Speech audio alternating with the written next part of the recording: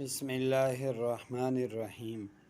سامعین محترم، آج بہت ہی اہم مسئلہ حج کا لے کر ہم آپ کی خدمت میں حاضر ہوئے ہیں۔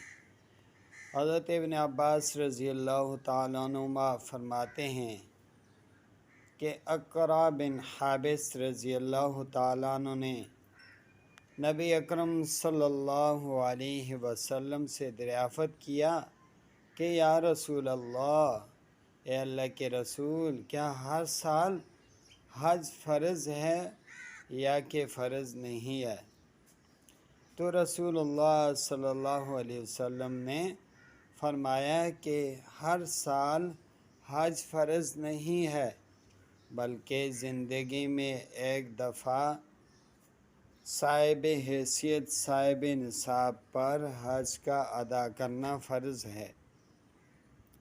تو سامعین محترم، حدیث مبارکہ کا مفہوم یہ ہوا کہ جو صاحب حیثیت ہے، صاحب نصاب ہے، جو زکوٰۃ کا مالک ہے، اس پر زندگی میں ایک دفعہ حج کرنا فرض ہے۔ جو نہیں کرے گا وہ گنہگار ہوگا۔ حج فرض ہونے کے کچھ شرائط ہیں جو ہم گزشتہ ویڈیو میں ذکر کر چکے ہیں۔ تو فرمایا کہ یہ شرائط جن میں پائے گئے ان پہ حج کرنا فرض ہے۔ امید ہے کہ ویڈیو اچھی لگی ہوگی۔ آپ خود بھی سنیے اور آگے بھی شیئر کریں، انشاءاللہ فائدہ ہوگا۔ والسلام۔